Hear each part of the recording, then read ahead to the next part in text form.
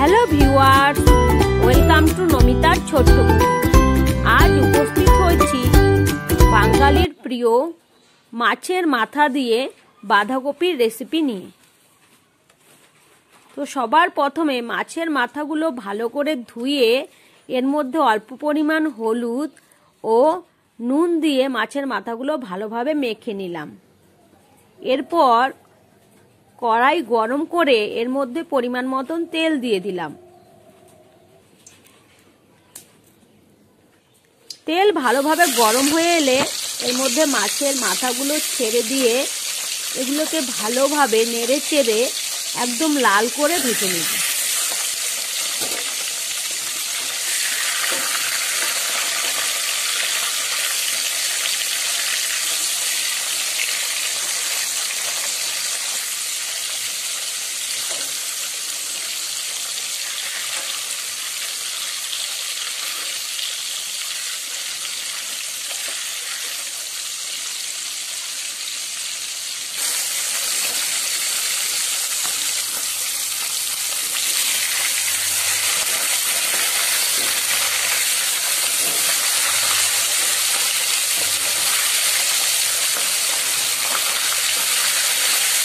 মাছের মাথাগুলো ভালোভাবে লাল করে ভেজে নিয়ে তুলে নেব।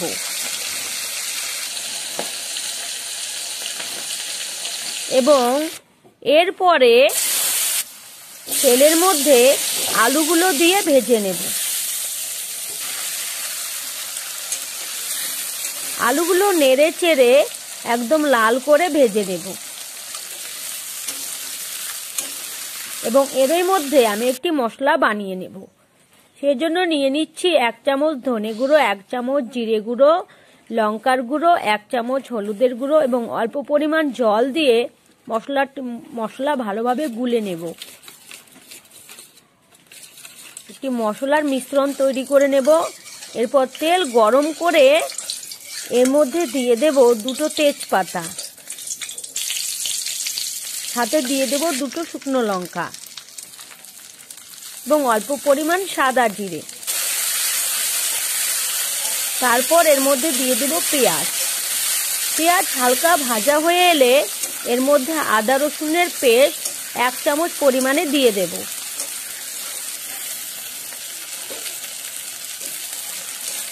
সমস্ত কিছু ভালোভাবে মিশিয়ে নিয়ে আদা রসুনের কাঁচা গন্ধ যাওয়া অবধি ভেজে নেব। এবং এরপরে এর মধ্যে দিয়ে দেব টমেটো দেবার পর এর মধ্যে আমি প্রয়োজন মতো নুন দিয়ে দেব। টমেটো ভালোভাবে ভেজে নেবার পর এর মধ্যে আমি যে মশলার মিশ্রণটি আগে বানিয়েছিলাম সেটা দিয়ে দেব।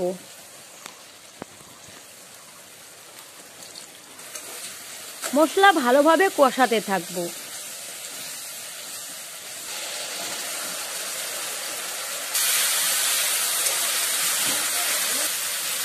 মশলা ভালোভাবে কষে এলে এর মধ্যে ভাজা মাছের মাথাগুলো দিয়ে দেব এবং ভালোভাবে মশলার সাথে মাছের মাথা কষাতে থাকবো।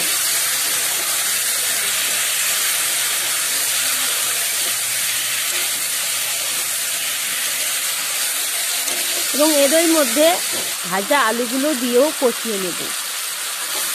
এরপর ভাপানো বাঁধাকপিগুলো দিয়ে দেব।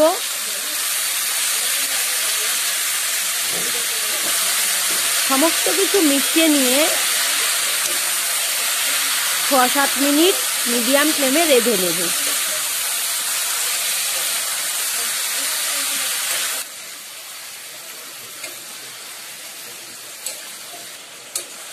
এবং এর মধ্যে দিয়ে দেব অল্প পরিমাণ নুন ও 4-5টা কাঁচা লঙ্কা।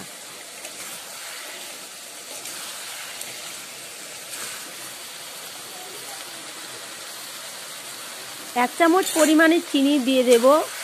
সমস্ত কিছু মিশিয়ে নিয়ে জল শুকানো অবধি রেঁধে নেব।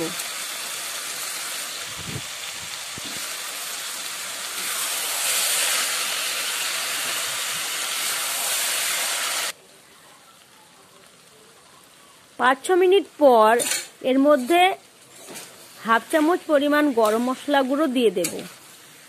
সমস্ত কিছু মিশিয়ে নিয়ে আরো 1 মিনিট রেঁধে নেব।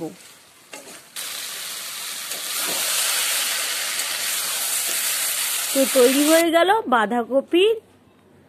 আমার রান্নার ভিডিওগুলো যদি তোমাদের পছন্দ হয় তাহলে লাইক করো, শেয়ার করো এবং আমার চ্যানেলটি সাবস্ক্রাইব করে আমার পাশে থেকো।